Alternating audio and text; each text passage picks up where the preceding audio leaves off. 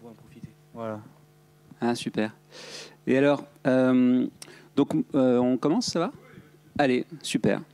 Donc, eh ben, je m'appelle Jérôme Attal, et voilà, je suis invité ce week-end par la médiathèque. Là, je vais dédicacer tout à l'heure mes romans.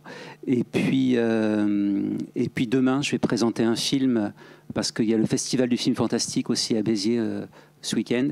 Et alors, ils m'ont demandé de présenter un film fantastique. Et alors moi, j'écris aussi des romans pour la jeunesse, je vais vous en parler. Et donc le mot fantastique, j'ai pensé à Fantastique Monsieur Renard là, de Roald Dahl. Et donc demain, on regardera ce film-là, qui est un super film d'animation d'après le travail de Roald Dahl. Moi, j'écris des romans pour adultes, des romans donc pour la jeunesse depuis 3-4 ans. Je fais aussi des livres illustrés et j'écris aussi des chansons. J'écris beaucoup de chansons. J'ai fait un disque en 2005 et j'ai aussi écrit des paroles pour des tas de gens, pour des tas d'interprètes, des jeunes artistes et puis aussi des interprètes très connus comme Johnny Hallyday ou Vanessa Paradis.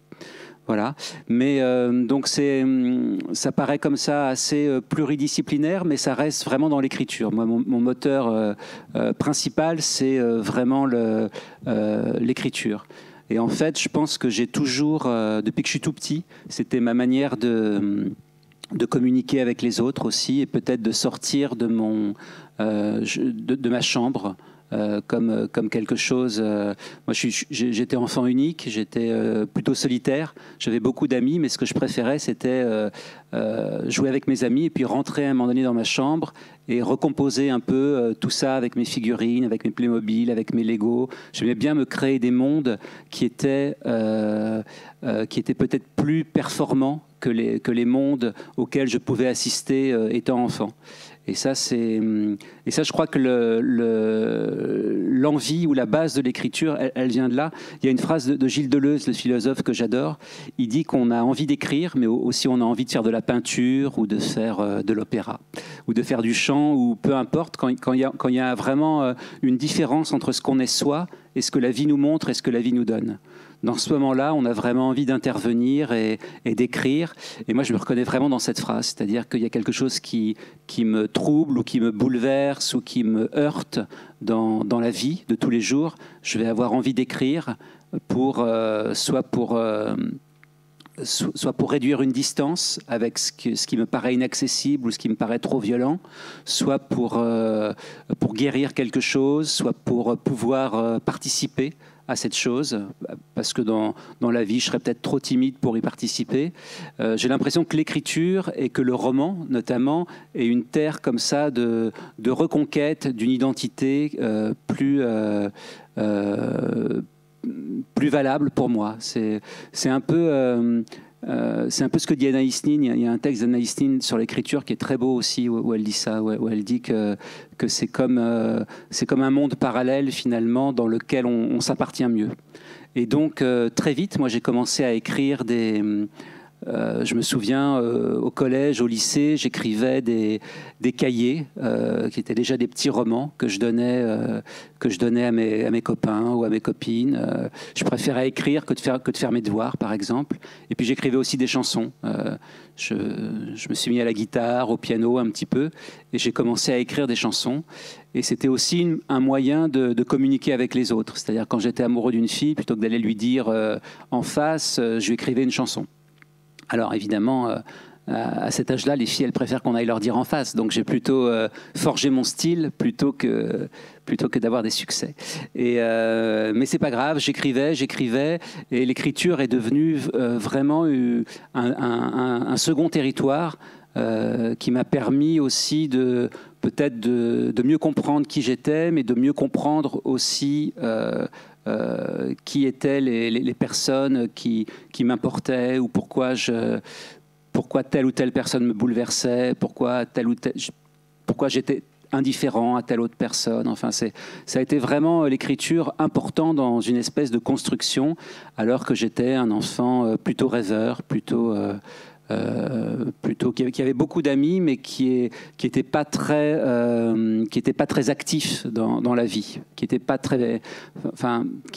prenait pas l'initiative, qui était peut-être trop timide pour prendre les initiatives. Et j'avais un papa qui était... Alors mes parents, ils avaient rien à voir avec les univers dans lesquels j'évolue aujourd'hui, parce que ma maman travaillait dans un bureau et mon papa était dans l'aviation. Il était à l'époque chef des hélicoptères à Orly et à Roissy, aux aéroports. Et je me souviens, il avait offert un baptême d'hélicoptère à toute ma classe, et le seul qui avait été malade et qui avait vomi, c'est moi. Donc c'était un peu pas super. Et puis après, et il était très sportif, mon papa. Il avait joué au Racing, il avait fait du foot, il faisait beaucoup de tennis. Et donc, et il aurait sans doute adoré que son fils unique soit sportif, pareil, mais moi j'étais pas du tout sportif. J'avais vraiment du mal avec la compétition, donc j'ai fait un peu de tennis, mais à partir du moment où il a fallu monter au filet, déjà ça m'a un peu fatigué, mais surtout quand il a fallu être dans la compétitivité, c'est quelque chose qui me heurtait, enfin qui heurtait ma sensibilité, le fait de devoir comme ça être en compétition permanente. Et là, donc, là j'ai fait un livre pour enfants récemment qui s'appelle Alcy et la forêt des fantômes chagrins, qui parle d'une petite fille qui veut protéger la forêt. Et je lisais pas mal de choses sur la forêt. Et il y a une chercheuse qui a dit un truc extraordinaire. Elle a dit que les arbres, pourquoi les arbres vivaient si longtemps par rapport aux humains, c'est parce que dans son chemin de vie, l'arbre, dès qu'il rencontre un obstacle, il va soit le contourner, soit s'adapter à lui, mais jamais utiliser la violence ou la compétition pour imposer son territoire. Et ça, j'ai trouvé ça formidable, parce que, formidable déjà pour l'histoire que j'écrivais, et puis formidable aussi parce que c'est un peu une philosophie que j'adore, l'histoire de contourner la compétition. Enfin, moi, j'ai l'impression que j'ai fait ça un peu toute ma vie, et l'écriture, ça reste aussi une chambre à soi un petit peu, c'est quelque chose qui nous reconstitue, qui nous recompose. Donc ça m'a vraiment aidé aussi à me guérir des choses de mes maladresses, ou des choses que je trouvais pas très probantes. Voilà, donc j'ai commencé à écrire très tôt, et puis j'habitais dans les Yvelines, près de Paris, donc c'était à 45 minutes de Paris, donc c'était à la fois Paris sans être Paris. Donc quand on commence à avoir 13-14 ans, c'est soit la mobilette, soit la guitare. Enfin, à cette époque, c'était un peu comme ça.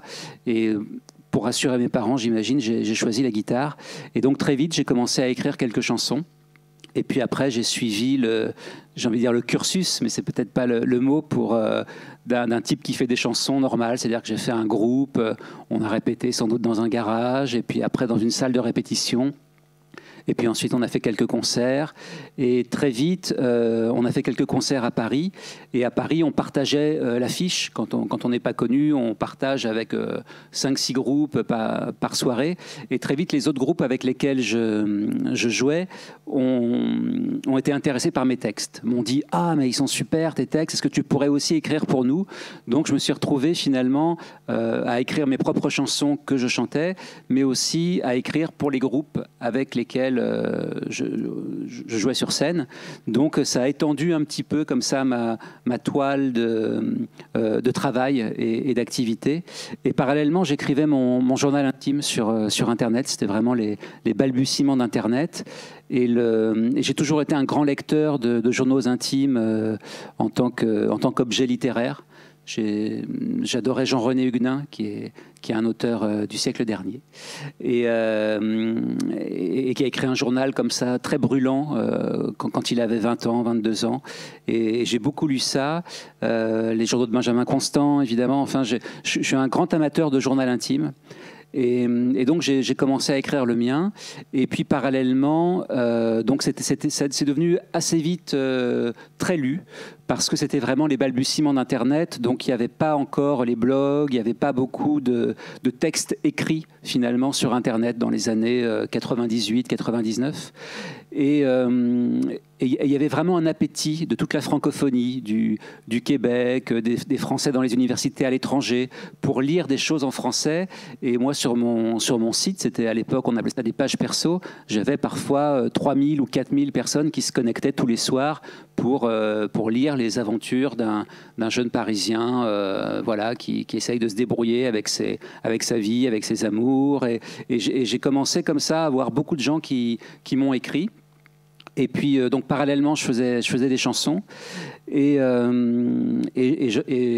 j'existais de plus en plus aussi dans ce milieu de la chanson française en tant qu'auteur. Et j'ai eu l'opportunité d'écrire pour Florent Pagny. Et enfin, c'est toujours des concours. On vous dit, tiens, Florent Pagny cherche... va faire un nouvel album, il lui faut des chansons, et donc il va recevoir, mais c'est pareil quand j'avais fait des chansons pour Johnny Hallyday, c'est pareil, on est peut-être 3000 ou 4000 à lui envoyer des chansons. Et là, son équipe artistique va choisir la chanson qui paraît la plus pertinente pour l'artiste au moment où il en est de sa carrière. Et heureusement, moi, je m'étais dit, mais Florent Pagny, je connais un peu... comme ça, je le vois à la télé, qu'est-ce qu'il pourrait chanter? J'avais vu des histoires avec sa femme que j'avais trouvées très jolies et des interviews où il y avait raconté que cette rencontre avec cette fille lui avait vraiment un peu sauvé la vie, lui redonné un second souffle. J'avais trouvé ça très beau et je la trouvais en même temps très volcanique, comme ça, elle vient de l'Amérique du Sud. Donc je me suis dit, je vais faire un texte sur sa femme, ça va peut-être le toucher. Et j'ai écrit cette chanson qui s'appelle Mon amour oublie que je l'aime et qui commence par dès qu'elle s'enfuit dans la colère, comme dans un pays loin de moi. Voilà, c'est le début de la chanson, parce que je la trouvais un peu volcanique comme ça, et c'était juste cette idée-là que parfois on peut s'enfuir dans la colère, et c'est pas parce qu'on est colérique un jour qu'on n'est pas éperdument amoureux. Enfin bon, bref, je tissais un peu là-dessus, et la chanson a plu. Ils ont fait faire la musique par Daran, qui est un super compositeur et qui a une voix géniale, et donc la chanson est arrivée jusqu'aux oreilles de Florent Pagny, et il a décidé de la garder pour son disque. Et par chance, c'était le disque où il y avait Ma liberté de penser. Donc ça a été vraiment un très gros succès, ce disque. Et ma chanson était quand même la plus littéraire, donc elle a été assez vite remarquée. Enfin, la plus littéraire, j'exagère, mais les autres aussi étaient littéraires. Mais en tout cas, elle avait une forme très littéraire. Donc elle a été assez vite remarquée, et très vite, j'ai eu d'autres propositions. Et parallèlement à ça, parce que tous ces chemins se font un peu en parallèle, mon premier éditeur de livres, qui est Stéphane Million, lisait mon journal intime sur Internet, et c'est lui qui m'a proposé de faire mon premier livre, mon premier roman. Donc j'avais vraiment ces deux voies d'écriture qui étaient la chanson d'un côté, et parallèlement aussi, je chantais mes propres chansons. J'avais un groupe, donc voilà, qui commençait aussi à avoir une petite tenue, et on faisait des chansons de plus en plus intéressantes, et voilà, j'ai rencontré un label qui s'appelle Roy Music, et Rodolphe Dardaillon chez Roy Music m'a signé en tant qu'artiste. Donc j'avais ces trois voies-là assez parallèles qui étaient l'écriture de chansons pour les autres, l'écriture de chansons pour moi, et puis la littérature qui allait commencer à prendre une part très très importante dans ma vie, pour devenir la part finalement la plus importante, parce que depuis les années, mon premier roman c'était en 2007, et depuis j'ai peut-être fait une vingtaine de livres, des romans, des livres pour la jeunesse, beaucoup de nouvelles aussi, puis plein de projets divers. Mais c'est quand même des milieux très différents, le milieu de la musique, le milieu de la littérature. Le milieu de la musique est beaucoup plus masculin, c'est un milieu un peu plus primitif, et puis et très violent. La littérature, alors c'est un milieu aussi violent parce qu'il faut tenir, il faut susciter l'attrait, l'attraction. Mais en même temps, j'ai l'impression que c'est un peu plus doux. Il y a quand même plus de femmes au pouvoir dans la littérature. Et chaque milieu a sa violence, hein. Mais en tout cas, voilà, j'avais des milieux qui étaient très hermétiques les uns aux autres, et j'avançais progressivement dans ces deux directions qui étaient à la fois la chanson et à la fois la littérature. Et voilà, et très vite en littérature, j'ai compris qu'il fallait aussi incarner ses livres. Donc mon roman, c'était une espèce de brûlot amoureux, de lettre d'amour, très romantique. Et très vite après, j'ai écrit un deuxième roman, et très vite j'ai incarné mes livres en allant dans les festivals du livre, en me déplaçant beaucoup dans les médiathèques, dans les librairies, et j'ai compris que ça faisait aussi partie vraiment de cette vie littéraire en France, et que c'était très chouette aussi d'accompagner ces livres. Et là, je suis content d'être ici aujourd'hui à la médiathèque de Béziers parce que je suis en train de terminer mon prochain roman qui sort en janvier 2022. Et je parle des troubadours dans ce roman parce que c'est et là je suis sur une terre de troubadours, donc je suis assez excité. Mais et en fait voilà, je raconte une histoire dans les années 70 avec des musiciens, une histoire d'amour et l'autre jour, je vais, parce que j'interviens, je donne des ateliers d'écriture chez Francis Cabrel à Stafford, et je parle avec Francis comme ça de mon roman, et je lui dis ah mais c'est dingue parce que quand je lis des textes des troubadours et quand je lis des textes de pop musique des années 60 ou 70, mais c'est quasiment les mêmes textes. Et Francis il me regarde, il me fait bah oui mais c'est normal, c'est Aliénor d'Aquitaine, elle a emmené tous les troubadours à la cour du roi d'Angleterre. Et je fais oh, mais qu'est-ce que c'est génial, ça veut dire que tous les artistes de chansons et de pop musique, en fait, c'est les descendants des troubadours. Enfin voilà, ça m'a passionné cette histoire. Et donc j'explore ça dans mon prochain roman. Mais j'étais comme un dingue quand il m'a dit ça. Mais oui, effectivement. Alors je me suis dit, mais ça se trouve, tous les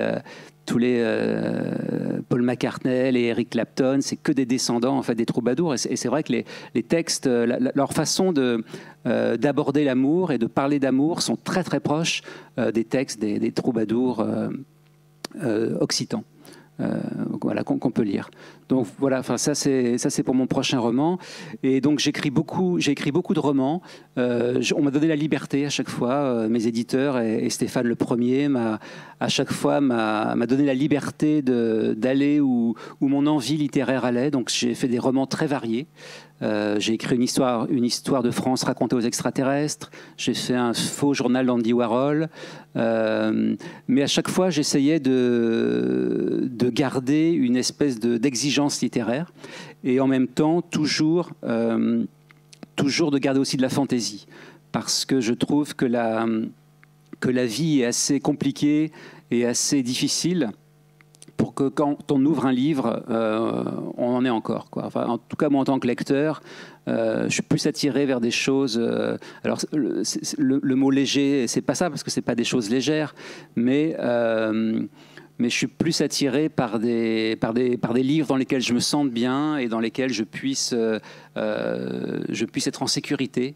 J'aime aussi beaucoup l'objet livre, j'aime aussi beaucoup me promener avec un livre, plutôt que de reprendre une pelletée de la violence et de la misère du monde qui est de toute façon extrêmement présente où que j'aille. J'aime bien l'idée du livre refuge. Donc j'essaye de faire des livres qui soient très poétiques, qui soient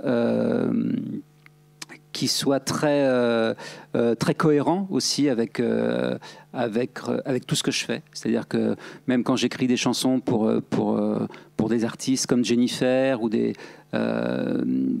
j'essaie qu'il y ait une exigence pour que les personnes qui lisent mes romans aussi puissent retrouver ma patte ou ma griffe dans les chansons que je fais que j'écris pour de la variété et vice versa que les filles qui écoutent des chansons de Jennifer puissent venir vers les romans, pourquoi pas. C'est peut-être un peu présomptueux. Et en même temps, moi je me souviens un jour, j'avais dédicacé au fin fond de la France, dans une petite librairie, et il y avait une ou deux personnes, j'avais dû dédicacer un livre et demi ou 3 livres parce que la libraire en avait pris un. Et je rentrais dans une gare, il pleuvait. Et il y avait 2 adolescentes qui écoutaient avec un casque filaire comme ça, une chanson qui s'appelle L'envers du paradis que j'avais écrit pour Jennifer, et elles étaient là en train de dire ah, mais c'est toute ma vie cette chanson, et elles chantaient les paroles, tout ça. Alors moi j'étais à côté, j'allais pas leur dire elle est fille, c'est moi qui l'ai écrite, parce que on passe un peu pour le pervers du coin, quoi. Mais c'est une qualité d'émotion qui est super aussi, d'être comme ça, d'écrire des chansons qu'on entend à la radio, qui passent, et puis d'être vraiment pas exposé. Et d'entrer dans la vie des gens qui écoutent la chanson comme ça de manière sur la pointe des pieds. C'est un truc qui me plaît bien aussi. Donc voilà, donc j'écris à la fois des chansons. J'ai eu la chance aussi d'écrire 3 chansons qui ont été interprétées par Johnny Hallyday. Là, c'est super parce que c'est du théâtre grec, c'est-à-dire qu'il avait une telle puissance de feu, une telle voix que il suffit juste d'être précis dans les mots, d'être un peu précis, et puis on sait que ça va être échillien, quoi. Donc ça c'était vraiment chouette. Et j'ai eu la chance d'être sur le dernier disque en plus, c'est-à-dire le dernier disque, il a vraiment enregistré. Il était très malade, donc il a enregistré. Il devait enregistrer 15 chansons, il en a fait que 10, et heureusement, moi je suis vraiment une des dernières qu'il a pu enregistrer. Et je me souviens, le directeur artistique m'appelle et me dit, 3-4 jours après sa mort, il me dit « Ah, mais j'ai une bonne et une mauvaise nouvelle. La bonne nouvelle, c'est qu'il a eu le temps de chanter ta chanson. La mauvaise nouvelle, c'est qu'il ne faut en parler à personne jusqu'à la sortie du disque, parce que tout le monde voulait savoir qui était sur ce disque, quelles étaient les chansons. Et puis après, il y a eu l'histoire avec le disque bloqué, avec la guerre qu'il y a eu entre les ayants droit et tout ça, donc la famille.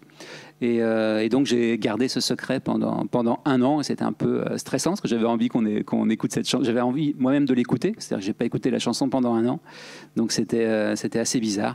Mais voilà, c'est assez dingue en fait d'écrire des petits mots sur son ordinateur et tout d'un coup, alors qu'on aime ou qu'on n'aime pas Johnny Hallyday, mais d'écouter un truc qu'on a écrit comme ça chez soi, l'écouter avec une puissance de feu. Comme si c'était de la tragédie grecque, parce que le mec, il donne vraiment toute son âme.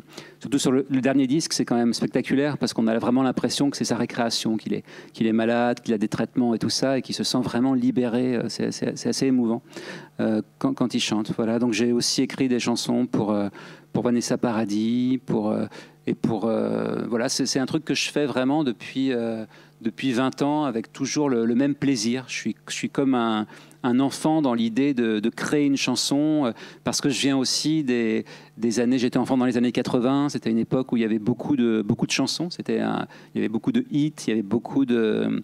moi, j'étais devant le top 50 quand j'étais enfant, donc c'est peut-être un truc aussi inconsciemment qui me laisse comme un enfant sur la chanson à créer. Cette année, ils m'ont donné le prix à la SACEM, là, le prix de la chanson française, dans la catégorie créateur.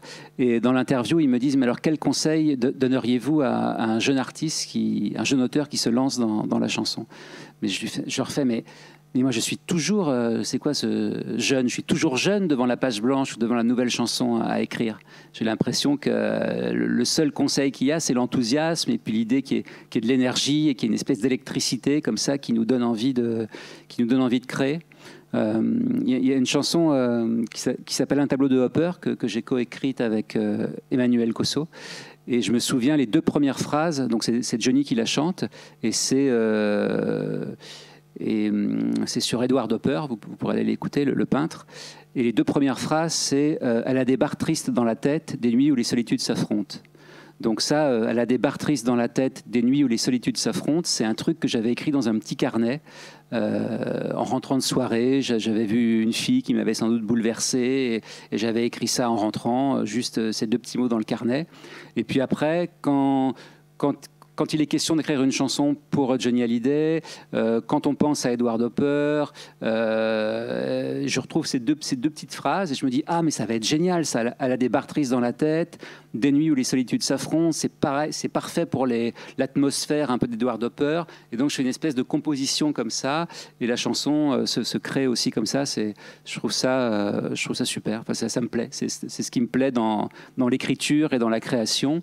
Et c'est un peu pareil pour les romans, c'est-à-dire que quand j'ai une idée, j'écris un de mes romans qui a le mieux marché, s'appelle 37 étoiles filantes, et c'est l'histoire, c'est une course-poursuite dans Paris entre Giacometti et Jean-Paul Sartre.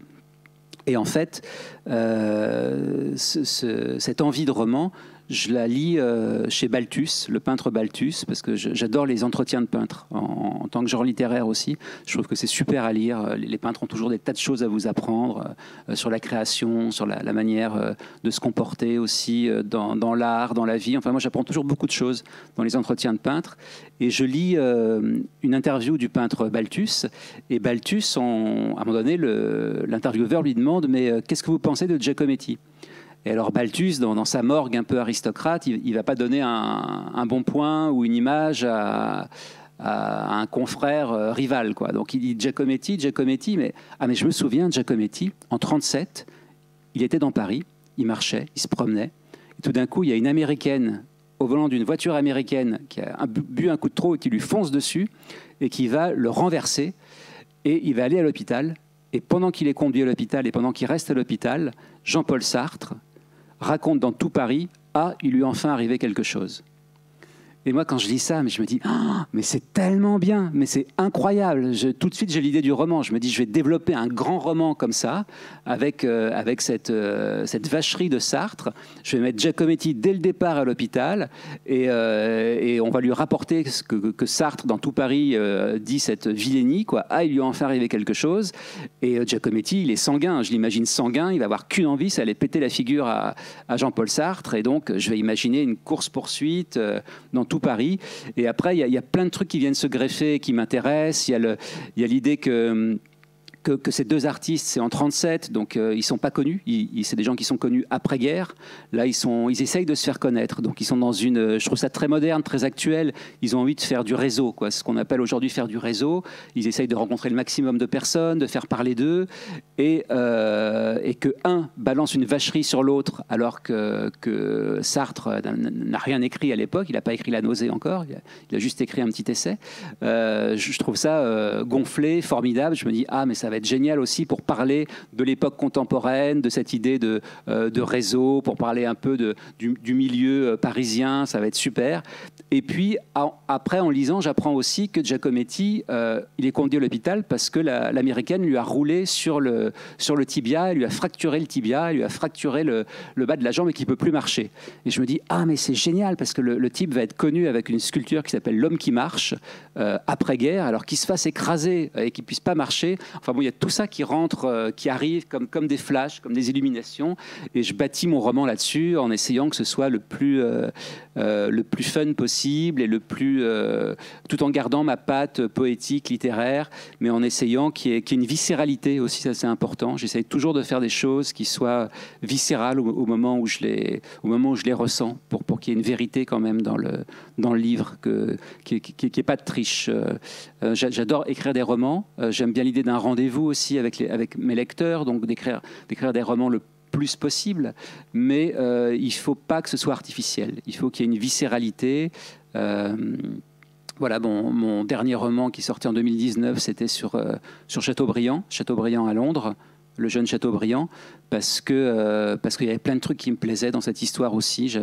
J'avais vu qu'en 91, Chateaubriand s'est exilé à Londres, il avait 20 ans, il crevait de faim, et qu'il était dans un contexte où les Anglais appelaient les Français les migrants. Et on était dans une telle crise migratoire quand je l'ai écrit que je trouvais ça assez marrant de se mettre dans la peau d'un migrant, mais cette fois français. Et puis à l'époque, en 91, les Anglais, ils détestaient les Français parce que soit c'était des Français qui avaient échappé un peu à la Révolution en ayant vu le coup venir. Et donc, ils avaient racheté, c'était des très riches qui étaient partis un peu avant, qui avaient eu le temps d'acheter des terres là-bas et qui étaient très m'as-tu vu, ou des résidences à Londres et qui étaient très m'as-tu vu. Soit c'était des jeunes crevards faméliques comme Chateaubriand qui raconte dans les Mémoires d'Outre-Tombe qui suce les manches de sa chemise pour tromper la faim. Et voilà, donc ça m'a vraiment plu aussi d'investiguer ce champ.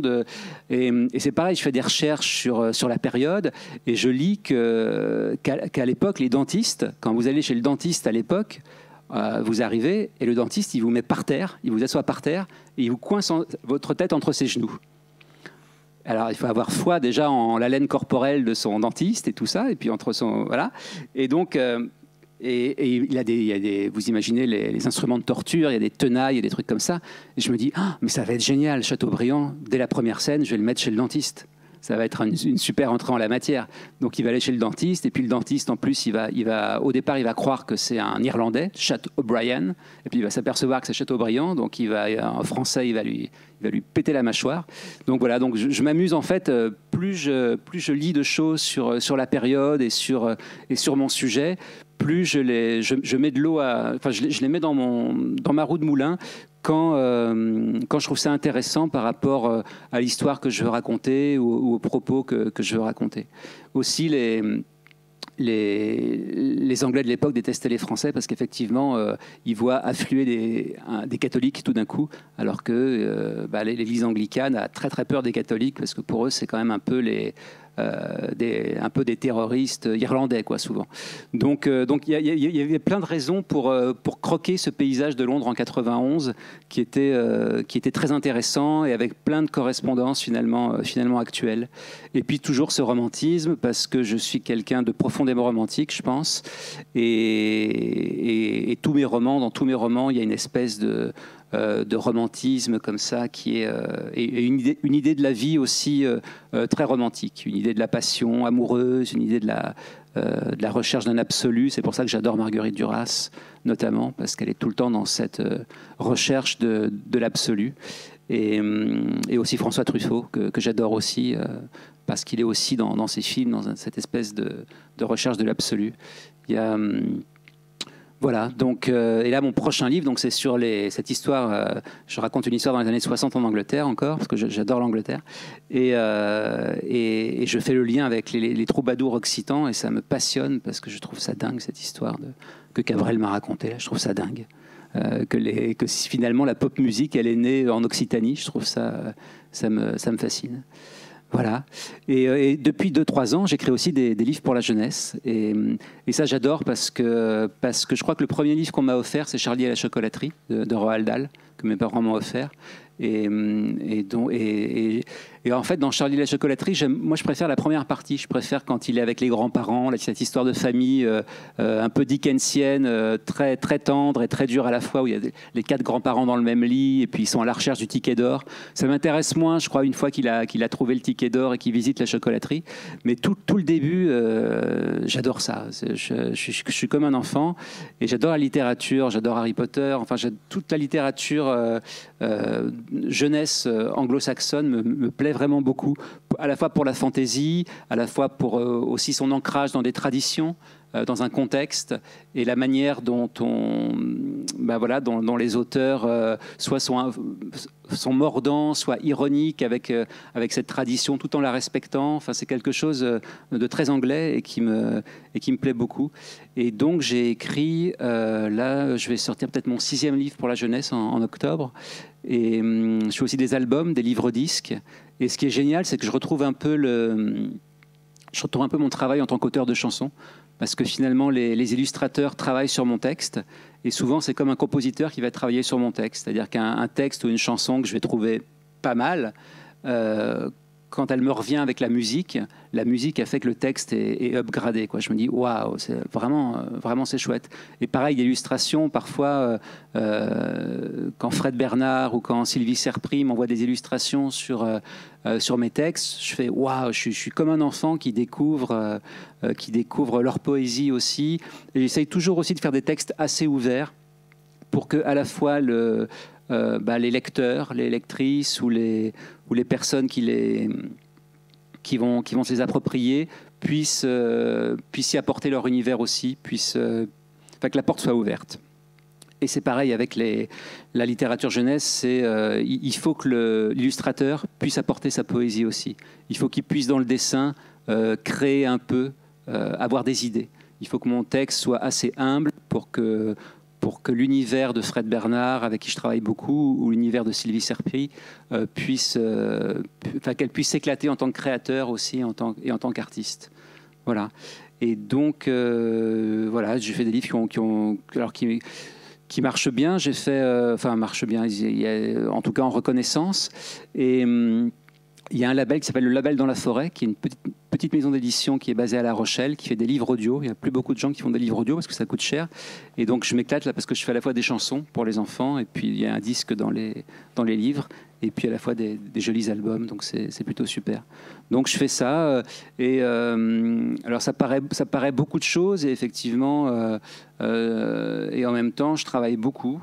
Et voilà, et ça m'éclate, mais et ça reste de l'écriture. Mais c'est drôle parce que c'est quand même des milieux assez... Moi, tous mes copains écrivains, ils rêvent souvent d'écrire une chanson et ils trouvent ça très compliqué de passer de 300 pages à un petit texte un petit texte, quoi. Et tous mes copains qui écrivent des chansons, ils ont envie un jour ou un autre de faire un roman, mais ils remettent toujours ça à plus tard parce qu'ils pensent que 300 pages, c'est vraiment insurmontable. Et parfois, oui, c'est insurmontable parce que c'est compliqué.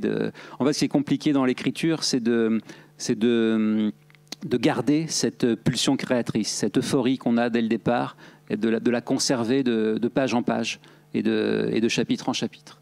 Après, moi, je fais pas beaucoup de plans. Je suis toujours rassuré quand je lis des interviews d'écrivains qui ne font pas de plans, parce que moi, je fais jamais de plans, un peu comme aujourd'hui, où j'ai pas fait de plan, par exemple. Et j'aime bien aussi cette spontanéité, et j'aime bien dans l'écriture d'un roman quand les chapitres, quand je suis dans l'euphorie d'un chapitre, et quand l'autre chapitre naît de l'euphorie du précédent. C'est-à-dire que tout s'enchaîne de manière harmonieuse. Et ça, je trouve ça vraiment super, comme si j'assistais un petit peu au roman en train de se faire. Et voilà. Et pour mes 2 derniers romans, j'ai fait un truc que j'avais pas fait avant et qui m'a bien plu, c'est-à-dire que je n'avançais pas sur un nouveau chapitre tant que j'avais pas relu les chapitres précédents, ce qui me permettait de garder le rythme, ce qui me permettait de garder le contexte et peut-être bon, c'est une question de rythme en fait. C'est pour ça aussi que sans doute le fait de travailler beaucoup avec des musiciens et de travailler dans un contexte de chansons m'aide aussi vachement pour l'écriture de romans, parce que j'ai le sens de la mélodie et du rythme aussi sur 300 pages. Enfin, dans l'idéal, j'aimerais bien que... Mais je suis souvent malheureux parce que dans une chanson, j'arrive très bien à avoir le mot qui ne sonne pas ou le mot qui ne me plaît pas, alors que dans un roman de 300 pages, quand je me relis, je me dis « Ah, mais telle phrase, j'aurais dû en faire un paragraphe », ou alors là, il y a trop d'idées par phrase, ou là, il y a un mot qui est moche et qui ne rime pas avec un autre mot plus loin, donc au niveau du son, on perd un peu. Et, enfin, je suis toujours insatisfait dans mes romans, et c'est cette insatisfaction qui me donne envie d'en faire d'autres, en fait, et qui me permet d'en faire d'autres. Je pense que si j'étais trop content de moi, et Dieu sait si j'ai pas envie de l'être, peut-être que je serais paralysé, quoi. Là, j'ai toujours envie de m'améliorer. C'est cette soif de création et de faire des choses par aussi toujours dans l'idée de s'améliorer. Mais c'est pareil en tant que lecteur. Moi, il y a des gens que j'adore qui sont Richard Brotigan, par exemple. J'adore Brotigan.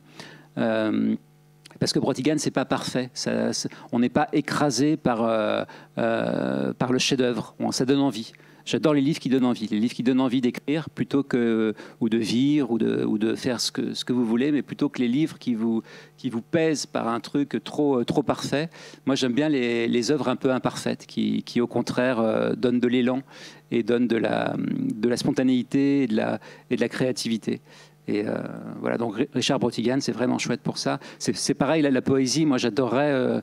je suis juré dans beaucoup de concours de poésie, j'aime beaucoup la poésie, mais en France, on est tellement écrasé par Baudelaire, par Rimbaud, par Verlaine.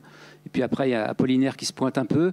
Mais on est tellement écrasé par ces trois-là que les Français ont du mal, malheureusement, à lire de la poésie, alors qu'aux États-Unis, si vous êtes un jeune étudiant et vous faites quelques poèmes, très vite, vous avez des amphis bondés pour lire vos poèmes. Donc c'est dommage qu'en France, on ait perdu un peu cette modernité et ce côté, cette simplicité de l'écriture et de la poésie. Voilà, donc j'essaye moi toujours de faire des choses. Je donne beaucoup d'ateliers d'écriture aussi depuis 3-4 ans. J'en donne... à Montreuil, au CIFAB, j'en donne aussi au des variétés à Paris, j'en donne à l'école Les Mots, qui est une école d'écriture, et j'en donne chez Francis Cabrel aux rencontres d'Astafor, qui sont des super trucs, qui sont des rencontres d'artistes, d'auteurs, compositeurs, interprètes, parrainés par Cabrel. Et à chaque fois, dans ces écoles, j'essaye de... Au départ, je n'avais pas très envie parce que je me disais, il ne faut pas que tous les gens sortent et pensent écrire comme moi ou écrivent comme moi. Et puis finalement, j'arrive très vite à me détacher de ça et à être émerveillé aussi devant ce qui se crée de manière spontanée. Et l'idée, c'est de créer des conditions d'une émulation pour que les choses se fassent. Et c'est pareil pour les ateliers d'écriture de romans ou de nouvelles que je donne. J'adore quand l'énergie est là. C'est vraiment une question d'énergie dans la création, j'ai l'impression. Et c'est ça que j'essaye de garder déjà pour moi, toujours être dans cette vitalité. Mais c'est ce que je disais encore, je vais terminer par la phrase que je disais dès le départ, c'est cette phrase de Gilles Deleuze que j'adore, qui est voilà, j'écris parce qu'il y a une différence entre ce que je suis profondément, ma sensibilité, et ce que la vie me donne ou me force à voir ou me fait voir. Et donc, c'est dans ce décalage qu'il faut que j'intervienne. Et Giacometti, il a ce même problème. C'est pour ça que ça m'a intéressé aussi d'écrire sur Giacometti, parce que Giacometti, il a un problème de distance. Un problème de distance avec le modèle, quand il a un modèle, et avec la figure qu'il fait. Quand il n'a pas de modèle, avec le souvenir qu'il a, ou ce qu'il voudrait dans la tête, et la figure qu'il fait. D'ailleurs, on voit les tâtonnements, on voit les pouces là, sur ces sculptures. C'est assez remarquable. Et pareil, dans la vie, quand il est sur le boulevard Montparnasse, et qui voit une fille passer, qui veut lui parler, il va être soit dans l'outrance, il va lui dire n'importe quoi et elle va fuir, à juste raison, soit il va être tout timide et il va rien faire. Et donc il va après retourner dans son atelier pour essayer de l'émotion qu'il a eue, il va essayer de la résoudre quelque part. Et cette histoire de distance, je pense que les troubadours ont ça aussi, et les gens qui font des chansons aussi, notamment des chansons d'amour. Voilà, la chanson d'amour est plus simple à faire dans l'énergie qu'on a, plutôt que d'aller vers la personne pour lui dire ce qu'on a sur le cœur. C'est un peu le discours du troubadour. Et voilà, donc tout ça est très lié. Et j'essaye, moi, de faire ma petite sauce et de créer mon univers avec mes livres. J'essaye aussi que les livres jeunesse aient beaucoup de correspondance avec les livres adultes. J'aime bien faire des passerelles, des tunnels dans les livres pour qu'il y ait comme ça un univers très cohérent. Et voilà, et puis j'ai la chance d'être un peu suivi, donc ça me permet d'écrire beaucoup et souvent, et de venir ici vous voir aujourd'hui et vous avoir parlé de mon travail. Voilà.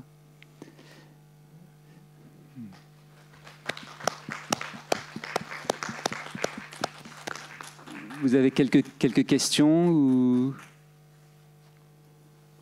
Moi j'aimerais vous demander, parce que j'avais un pote quand j'étais à l'Actif qui avait déposé des textes à la SACEM, et on partageait le goût de la poésie et de la littérature, mais il me disait que écrire des chansons, c'est pas du tout comme... c'est plus codifié.